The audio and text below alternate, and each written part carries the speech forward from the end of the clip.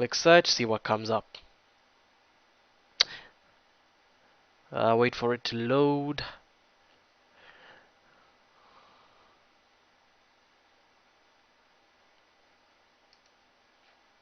Okay, here we go, and there are some potential keywords. And of course, this service is an offshoot of Word Tracker, which is another phenomenal tool that I used. www.wordtracker. Is it .com or .org? And I'm sure if you've ever heard of keyword research, you know of Word Tracker. Word Tracker is a phenomenal tool, very highly recommended from very many corners of the keyword research and pay-per-click world. So that's Word. Uh, did I copy that URL? That's wordtracker.com. Great tool. This is one the definitive tool. It's about $20 a month, so it's definitely cost effective. Okay, so I've quickly shown you the tools, so let's get back to the slide presentation.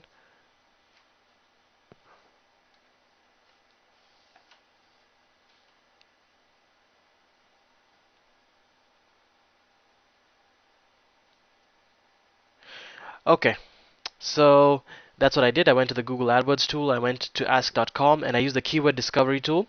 I searched for all the words that came up when I used terms like make money blogging, blogging for cash, pro blogging, etc., etc. And if you want ideas on how to come up with keywords, I've shown you some tools which give you potential keywords, and you can also go through Perry Marshall's book, the Google AdWords Definitive Guide to Google AdWords, or just be creative. Just sit down and brainstorm all the potential words that someone could look for if they were looking for to make money blogging. So just list, come up with a great big list, and then go to the Google AdWords keyword tool, see what comes up for that. Go to ask.com, see what comes up for that. Go to the keyword discovery tool, see what comes up for that. And don't be surprised if you come up with hundreds and thousands of words. Apparently a good campaign is a campaign that has either hundreds or thousands of keywords. So, you know, that's definitely something worth studying. Okay. So as I said, I used my knowledge of the world of blogging to come up with keywords and use the tools to come up with even more. Now I ended up with a list of about 100 to 300 search terms, and this is one of the reasons it's recommended that you select a topic area you're either intimately involved with or know a lot about. It's just for the keyword research thing. You don't want to be starting from scratch. I know quite a bit about blogging because I've actually done it full time for 9 months. So I know about the nuances. I know about a lot of the issues. I know about social media. I know about podcasting. I know about getting traffic. I know about article marketing. I know a lot about the nuance. So choose something where you understand the nuance. So choose something that plays to your strengths so that you have a higher chance of winning. Okay. So what I did is once I came up with those 100 keywords, and I actually did this over the course of I think it was 1 or 2 days. I went to Google and I searched for each and every single keyword, and I saw what keyword he had. And whenever a keyword came up with Yaro's ad, I looked at the ad he had, and I took down the headline, the subheadline, and the URL, and I just copied them word for word. So like for example, blogging for cash. Like let me show you as a quick example exactly what I did. So let's go to Google. So blogging for cash.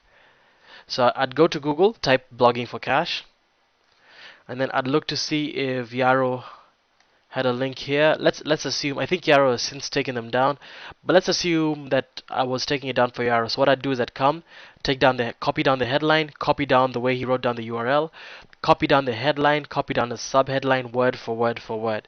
And I'd pretty much, what I wanted to do is, like for the blogging for cash, I'd translate it over exactly as he did it in Google. I hope that's not too abstract. If it is, just ask me some questions and I can easily clarify. And so that's what I did for all 300 keywords. Now, it wasn't as much work because after a while trends appeared. Like there'd be like a group of like 10 keywords that would all have this exact same ad, exact same headline, exact same subheadline. So I ended up with about maybe 3 or 4 ads for all these keywords, and a lot of these keywords I ended up not using. Okay, so I ended up with dozens and dozens of keywords and about 3 or 4 ads that were associated with them, and I copied the campaign word for word on Yahoo sponsored search, and I switched on the ads. So here was my result. My result was absolute failure. Absolutely no one clicked on the ads, and I only spent about $2 after 2 days of the ads being up. So I didn't get any sign-ups, hardly anyone clicked on the ads, I got nothing. I pretty much failed.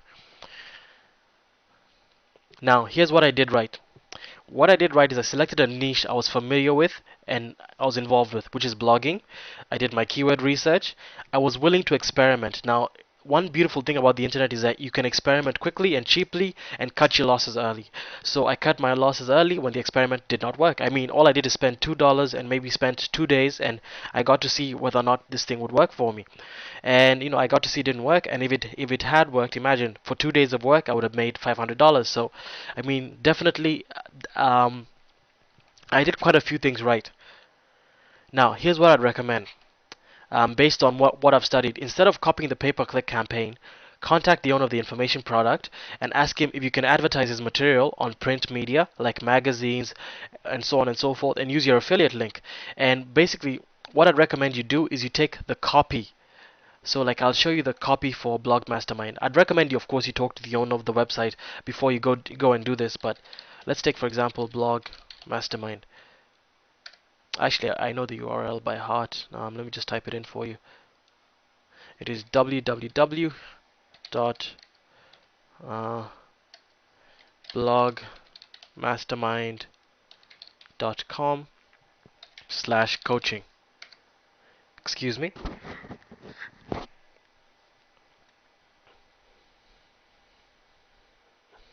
Okay. And what I'd recommend you do is you take this copy, so you take this long sales page, and you just, of course, minus the videos, and just take it and pretty much paste it into a magazine. Just pull out an ad, take out an ad, and do that. Now, this tip, I've not personally done it, but where I heard this tip from was from. Let me get back to it.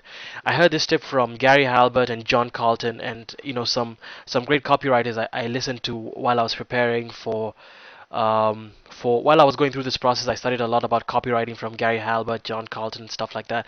So that's a technique that's definitely worth trying. So give it a shot. If you have any success, come leave me a comment and tell me how you go. Okay. Oops.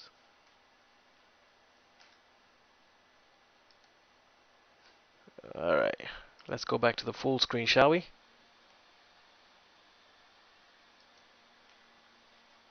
All right. And let's continue. Okay. The test number 2. Now, this is a product I was thinking of creating, a podcasting course.